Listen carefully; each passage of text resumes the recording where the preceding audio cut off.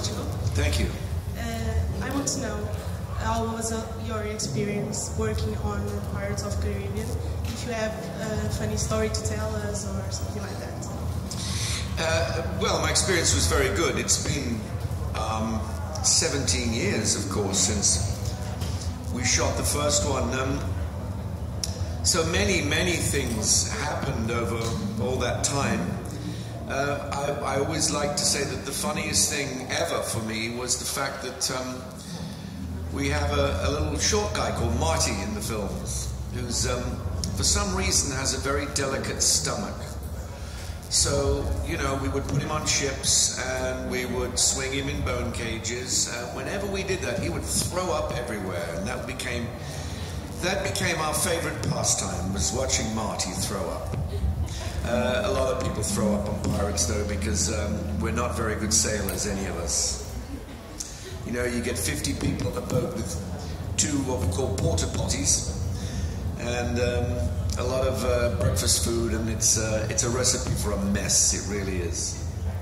So it was kind of a mess on set. You do a lot of vomit. Yeah, a lot of vomit. It's why they build ships, by the way, with little gullies at the side, so that all the vomit gets washed off the deck when as we hit the waves. Thank you. Hi. Hello. So, someone has told me that you are in the new season of The Crown. Yes, that's right. Yes. What's your character? I play a character called Bernard Ingham, who was Margaret Thatcher's press secretary. And how is the experience? So this is the 80s? Yes, Yes, okay. 1980s. Well, it's fine. I studied the character a lot, and I really did a good impression of him. But sadly, it seems that that's a nice sound. Yeah. As we go on, and they prefer to talk about the royalty. My part just keeps getting cut. So that's why I'm here. I have plenty of time to come and talk to you guys. Well, it's The Crown, so yeah. But how's the new season? What can you tell us about the? Hold on, I'm coming down there. How's the new season? How's the new season? How's the new season? Very good. Okay.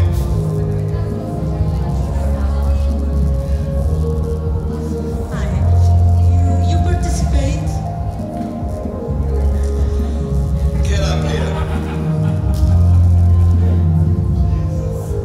I fortunately have a trained voice who can raise my voice very loud. You participate in Assassin's Creed 3, doubling the voice of Roy. You participate in Assassin's Creed 3. How was your experience in that? The lady is asking me what my experience was like appearing in Assassin's Creed. I've done very few video games, and it's very, very strange because they put you in a room with what looks like a big horse's head, with cameras to watch your eye movements and your mouth movement, and you act alone. It's a really, really strange experience. I'm not saying it's not fun, but it's very disorientating. It could be used as a form of torture, I think, you know, like a sensory deprivation thing. But then it was great that, you know, my children and their friends all, you know, say, oh, your dad's in Assassin's Creed. My son actually said, I wish you hadn't done it because I'm just getting into the game and then I hear your bloody voice.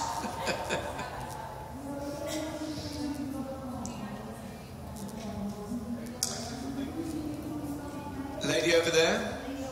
Lady over here? Hello. Hello. What do you like the best? Making theater or movies? Well, they're very different. What I like the best is that I have a career in which I can do both. Because I know a lot of people, well, I know more people who do a lot of theatre who would like to do more film. I don't really know that many people who are just film actors who want to do the stage, because I think they find it quite scary, the thought of doing theatre. But to be honest, when I'm filming, I'm often going, oh God, I wish I could be in the theatre now. And then I get and do a theatre job and I think this is too much like hard work. I wish I was in a movie. We are never happy. Never content. No. My colleague asked, Do you think we should be worried about this? Is Spain invading or something? Is that... Are we all right? Okay, good. they've tried all over the century. Okay, yes, they have. They've never managed it yet. No. My colleague asked you about your new play, The Crown, and it goes in the 80s. Yes. You were a big boy in the 80s. I was a big boy in the Yes, 80s, yeah. you were. So I was also a little girl, but a big one in the 80s. We are going through a very particular time in Britain. Like in the 80s, it was a very particular time in Britain also. What do you think about what is going on in Britain? I don't think you really want to know what I think about what's going on in Britain. Nobody was at all worried about the European Union until 2 years ago when tax avoidance laws were being brought in by the EU, and a number of billionaires don't want to pay their taxes. That's why.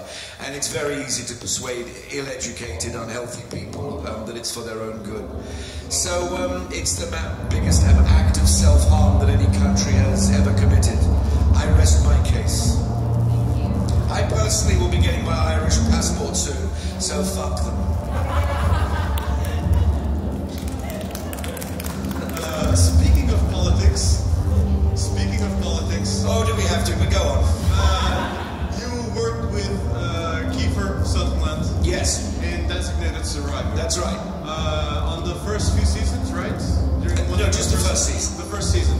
How was it? How was it working that show, that specific show, and working with Kiefer overall? Well, I knew Kiefer well, and I had actually been the actor who got Jack Bauer in the end. I was the Russian who took him away and threw him in prison for eternity. So I'd worked with him. I loved working on season. I'm sorry. We have been dealing with this. They're actually doing a recreation of Brexit at the moment in the main hall. They're going to ask me to go there and represent the English working classes in a few moments. Create a little pause. I really enjoyed the first season of Designated Survivor when it had that really big concept. Yeah. I think it lost its way. I think everyone agrees it lost its way after a while. They should have kept that original, very high stakes concept. Did you watch the third season? No, okay. Not yet. Okay. I will though. No spoilers. It's cool. Is it good? It's better. Oh, good. Anybody more for any more? Or are we all going to go and take some headache tablets? I want to ask you, you won a golden medal with Bancroft in 1970. The Bancroft Golden Medal. Yes. It was, how was the importance for you in that time to win? Well, it was very important because winning that medal, just like today, it's a very competitive time. So to win one of those prestigious medals then, when medals were important, I don't think drama school do medals now, but it made sure that I could get into doors and see people. What I liked about it most was the fact that it was and remains the only medal issued by any institution, including the Olympics, that was actually 2 ounces of solid gold. My father recognized this and took it away from me, and I didn't ever see it again until he died, and I found it in his effects because he knew that I would hawk it, for marijuana or something, I don't know, or wine or women or so on. So I've only just got it back, and I have it proudly in my home now.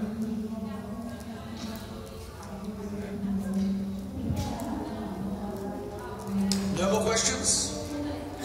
All right, well, thank you. It's been a joy speaking to you. I hope your next session is a bit quieter. Thank you.